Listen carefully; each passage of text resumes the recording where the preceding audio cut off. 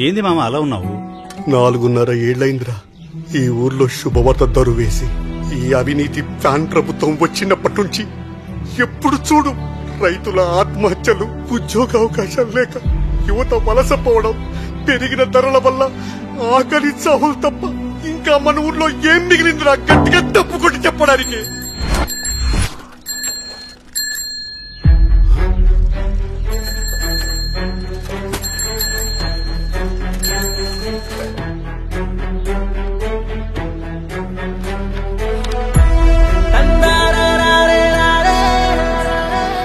ఇప్పుడే మామా ఊరే కాదు రాష్ట్రమంతా గంతులేసే దరువు.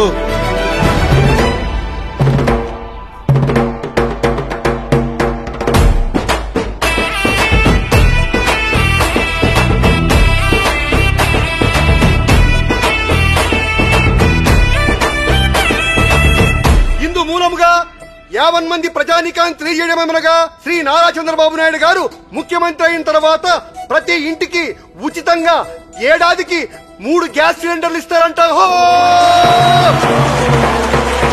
ప్రతి మహిళకి నెలకు 1500 రూపాయలు ఆర్థిక సహాయం ఇస్తారంట. అందరికి నెలకు 4000 రూపాయలు వృద్ధాప్య పింఛన్ ఇస్తారంట. వయసుతో పరిమితం లేకుండా మహిళలందరూ ఉచితంగా బస్సులో ప్రయాణించవచ్చంట. బడికి వెళ్లే ప్రతి విద్యార్థికి ఒక్కరు కాదు, ఇద్దరు కాదు, ఇంట్లో ఎంత మంది ఉంటే అంత మందికి ఏడాదికి 15,000 రూపాయలు ఇస్తారంట. ప్రతి రైతుకు ఏటా 20,000 రూపాయలు ఆర్థిక సహాయం అంట. మన యువత కోసం 20 లక్షల ఉపాధి అవకాశాలు లేదా 3,000 రూపాయలు నిరుద్యోగ భృతి ఇస్తారంట. ఇవన్నీ మనకు కూడా రావాలంటే ఏం చెయ్యాలో అది చెప్పరా ముందు. రాబోయే ఎన్నికల్లో సైకిల్ గుర్తుకే ఓటు వేసి మన బాబును గెలిపిస్తే చాలు.